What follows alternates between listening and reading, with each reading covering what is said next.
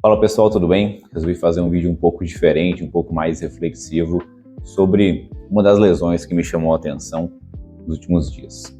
Só agora pela manhã eu consegui parar, ler bem, consegui raciocinar sobre o que aconteceu com o zagueiro Schürrle, do Borussia Dortmund, ex-zagueiro do Bayern de Munique, e com passagem com alguns jogos pela seleção da Alemanha. Acho que volta e meia ele era ainda convocado.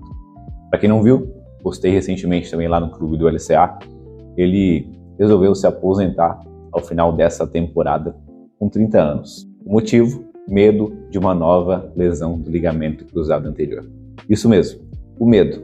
Ele não teve uma outra lesão de LCA, mas ele teve medo de passar pela terceira cirurgia de reconstrução do ligamento cruzado anterior. Ele tem 30 anos, então a gente pode considerar que é uma aposentadoria precoce. Ao final desse vídeo, eu vou falar 3 estratégias para reduzir a cinesiofobia, para aumentar a confiança do retorno ao esporte pós reconstrução do ligamento cruzado anterior. Vamos lá.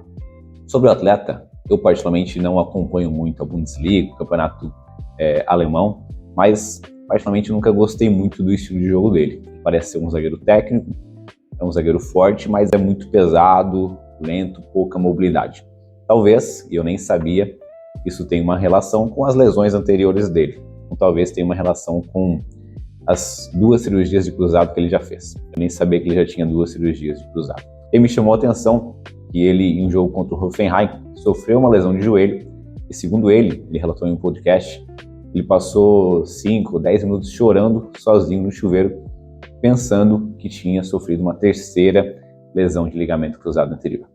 E assim, eu já trabalhei com atletas de diversas idades pós-reconstrução do LCA, do meio amador, do meio profissional.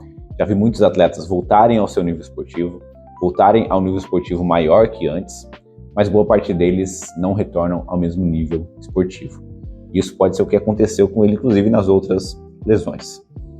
Isso traz muitas vezes para um atleta, dependendo do nível da sua idade que ele teve a lesão, já aconteceu com atletas comigo, de acelerar um pouco mais o processo de aposentadoria do esporte. Quando a gente pensa que cada atleta, cada lesão de LCA, você vai ter um processo de quase 1 ano de reabilitação, você vai passar 8, 9 meses, mais alguns meses de readaptação, e geralmente o retorno à performance vai ocorrer só na segunda temporada de retorno.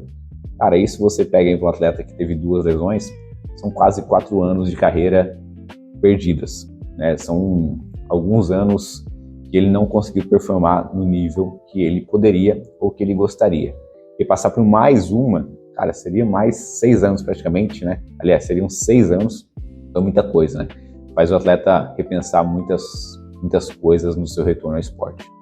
Mas o fato é que essa declaração dele faz com que nós, fisioterapeutas, se eu estou falando para fisioterapeutas ou profissionais de educação física ou médicos que trabalham com atletas, a gente precisa olhar pelo ponto de vista psicológico e mental do atleta. Eu, na minha formação, sempre fui muito voltada, minha formação sempre foi muito voltada para o aspecto técnico físico, força, estabilidade, mobilidade, capacidade funcional, mas nem tanto para o aspecto psicológico. No final da minha graduação começou a se falar um pouquinho ali de cinesiofobia, eu comecei já por conta de estudar mais isso, e por fazer parte de um laboratório de psicologia do esporte, sempre me desenvolvi muito nos assuntos. E é um assunto que eu sempre trago para os meus pacientes, para os meus atletas, porque é algo importante para eles voltarem ao esporte, não só do ponto de vista físico, funcional, ótimo, mas do ponto de vista emocional e psicológico também. Por isso, é importante o monitoramento. Se você é profissional da área, por favor, trabalhe essas 3 valências com os seus atletas. Primeiro, elaboração de metas. Ele vai ter metas mais claras, objetivas e mini metas para ele atingir, não observar só o ponto final. Segundo ponto importante, visualização. Oriente ele, olha, começa a se observar em campo, se observar jogando. Isso faz com que, do ponto de vista cognitivo, ele já comece a se perceber de volta como atleta e facilita, reduz a cinesiofobia. Outro ponto importante, passe confiança para ele. Se você é um atleta, um paciente que está passando pelo processo, também visualize o seu retorno, visualize você em campo, visualize você jogando, praticando seu esporte. Tenha metas de curto, médio e longo prazo e tenha confiança no seu profissional. tenha um profissional de confiança do seu lado para que você consiga ter uma aderência ótima ao tratamento. Essas são 3 estratégias muito importantes. Sucesso ao Sully aí no seu pós-carreira.